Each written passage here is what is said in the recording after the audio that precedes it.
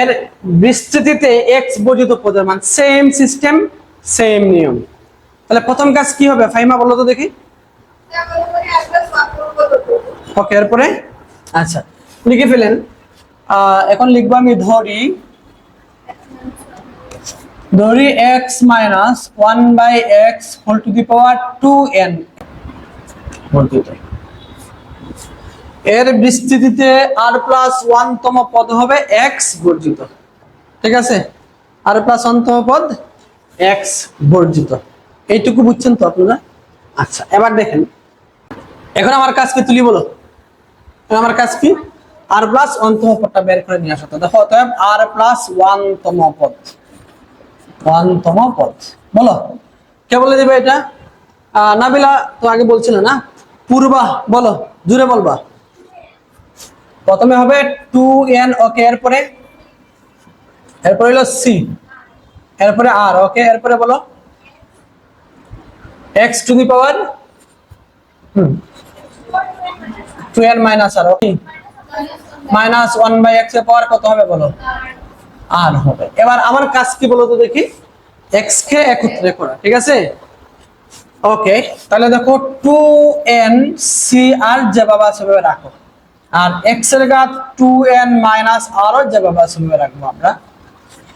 এখানে দেখো কখনো যদি দেখো মাইনাস থাকে তাহলে তুমি কি করবা, মাইনাস 1 এর আগে বন্দি করবা, যেভাবে লিখবা যে মাইনাস 1 এর আগে এখানে বন্দি করে দিলাম।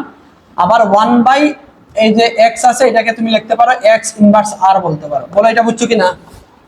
বুঝছো? দেখো মাইনাস 1 এটার পাওয়ার r, আর 1/x এটার পাওয়ার r, এইভাবে লেখা যায় এটা। বুঝছো? এইভাবে লেখা যায় এটাকে। পাওয়ার সেম থাকলে আবার একটা ব্র্যাকেটের মধ্যে নিয়ে গুণ করলে আগেরটাই পাওয়া যায়। ঠিক আছে, তাহলে এই কাজটা করা যাবে। ঠিক আছে, ওকে। তাহলে দেখো এখন কি বলতে পারি আমরা, যে 2n কম্বিনেশন r মাইনাস 1 রে এখানে বন্দি করা আগে থেকে আছে। x এর ঘাত কত হবে বলেন তো? x এর ঘাত হবে 2n মাইনাস 2r, এটাই হবে x এর ঘাত। ঠিক আছে, ওকে। এখন আপনি কি চান এটা বলেন আগে, আপনি কি চান? x বর্জিত। তাহলে x বর্জিত বলতে আমরা কি বুঝি, যে x এর ঘাত শূন্য। আমি কি চাই? আমি চাই x এর ঘাত শূন্য, মানে আমি খুব ভালো করে চাই যে এই পার্টটুকু যেন শূন্য হয়ে যায়। তাহলে আমরা এই পার্টটুকুর মান শূন্য ধরে ওইখান থেকে r এর মান বের করব আমরা। তাহলে r এর যে মানের জন্য এই পার্টটুকু শূন্য হবে বিস্তৃতির, আমরা ওই মানটা পেয়ে যাব।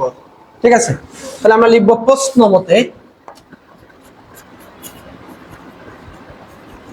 প্রশ্ন মতে 2n minus 2r is equal to হলো 0, বা 2n ইজ ইকুয়াল টু হলো 2r। তাহলে n ইজ ইকুয়াল টু কত পাইলাম আমরা? n ইজ ইকুয়াল টু পাইলাম আমরা r। তাহলে n এর মানটা কি পেয়ে গেলাম? r পেয়ে গেলাম। আচ্ছা আপনাকে কি বের করতে বলা হয়েছিল? x বর্জিত পদটির মান। পদটি কিন্তু বের করতে বলে নাই। যদি বলতো x বর্জিত পদ কোনটা তাহলে কি হতো, কে বলবা? নিতু বলো। যদি বলতো x বর্জিত পদ কোনটি তাহলে কি বলতাম আমরা? n প্লাস 1 তম পদটা হবে x বর্জিত পদ। ঠিক আছে, ওকে। আচ্ছা তাহলে আপনাকে কি বের করতে বলছে? x বর্জিত পদটির মান। তাহলে লিখো হবে x বর্জিত পদটির মান, পদটির মান। কে বলবো একজনে বলো তো দেখি, x বর্জিত পদটির মান কি আসতেছে? দেখো 2n cn, আবার মাইনাস 1 এর ঘাত কত আসতেছে? n, r এর পাওয়ার 2n। ওকে, এইটুকু একটু ভেঙে লিখি আমি। দেখো যে আপনারা এটাকে ভাঙতে পারেন কিনা একটু বলুন। 2n cn কে ভাঙতে পারেন? পারেন না? আচ্ছা এরকম একটা সূত্র কি আপনাদের জানা আছে কিনা দেখো তো, ncr এটা সমান কি আপনারা কেউ জানেন? জানেননি? উপরে হবে ফ্যাক্টোরিয়াল n, ফ্যাক্টোরিয়াল, নিচে হবে ফ্যাক্টোরিয়াল r, এরপরে আবার হবে ফ্যাক্টোরিয়াল n মাইনাস r। এই যে এটা হলো একটা সূত্র। ঠিক আছে, ncr সমান কি? উপরে হবে ফ্যাক্টোরিয়াল n, নিচে হবে ফ্যাক্টোরিয়াল r, এরপর হবে ফ্যাক্টোরিয়াল উপরেরটা মাইনাস নিচেরটা। ঠিক আছে, বুঝছেন? তাহলে এটাকে যদি ওইভাবে আমরা ভাঙাই তাহলে উপরে কি হবে বলো তো দেখি? ফ্যাক্টোরিয়াল 2n হবে না? 2n হবে। নিচে হবে ফ্যাক্টোরিয়াল n, এরপর আবার কি হবে? 2n minus n।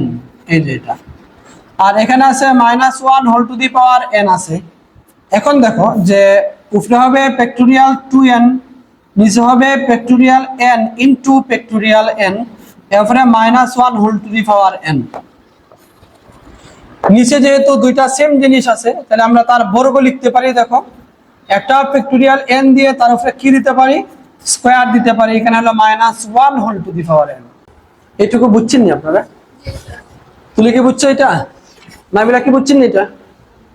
আচ্ছা, উঠান, তাড়াতাড়ি উঠান।